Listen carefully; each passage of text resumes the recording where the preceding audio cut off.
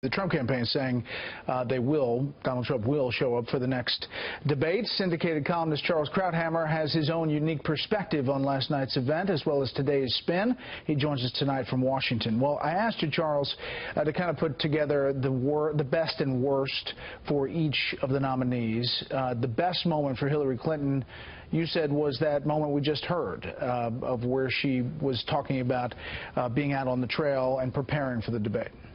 The best moment in a debate is when you summarize what you're about in one brief, succinct line, and she did. She basically said, I'm a professional, I prepare, I'm ready to be the president.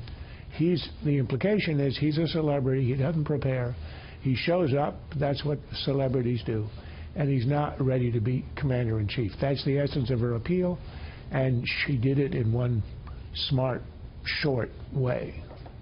All right, here is what you chose for Hillary Clinton's worst moment of the debate.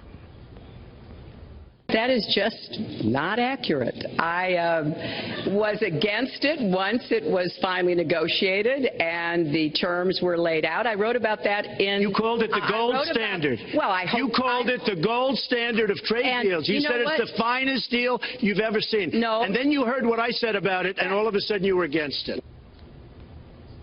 Charles? Well, in fact, she did call it the gold standard.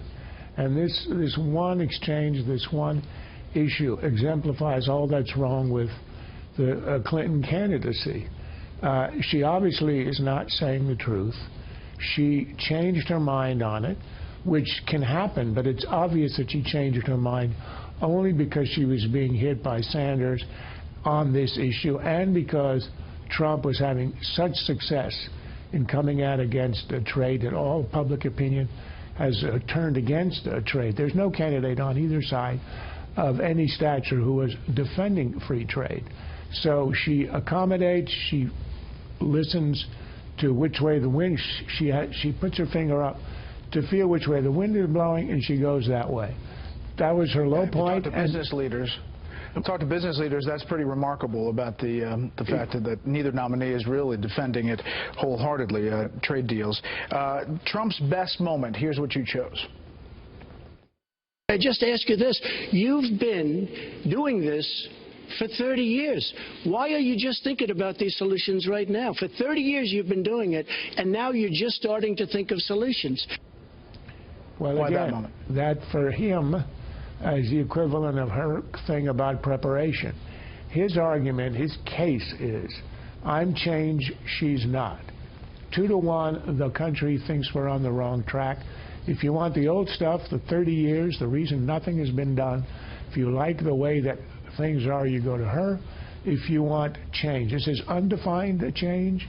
This is not specific. He doesn't really have a plan or program of any coherence or even an ideology of any coherence. But this is the starkest change, status quo, dichotomy, and that summarizes it in one line. All right, this is his worst moment, according to you. The only years that anybody's ever seen were a couple of years when he had to turn them over to state authorities when he was trying to get a casino license, and they showed he didn't pay any federal income tax. So if he's paid zero, that means zero for troops, zero for vets, zero for schools or health. It must be something really important, even terrible, that he's trying to hide. And maybe because you haven't paid any federal income tax for a lot of years. And the other thing I think is important. It would be squandered too, believe me. Charles? He couldn't resist the temptation to be the smart ass and to show that he's clever. Look, the pride he has is his success. That's how he defines himself. And he wasn't ashamed to admit that he could have done this. He was actually conceding that he may not have paid any income tax. Now, in a boardroom with a bunch of other CEOs and you're boasting about your success, you say that. You don't say it in a presidential campaign, whereas Hillary said today, if it's smart not to pay any taxes and you're a billionaire, then what about the rest of us? And I think this thing could have legs. First concession that he may not have paid taxes.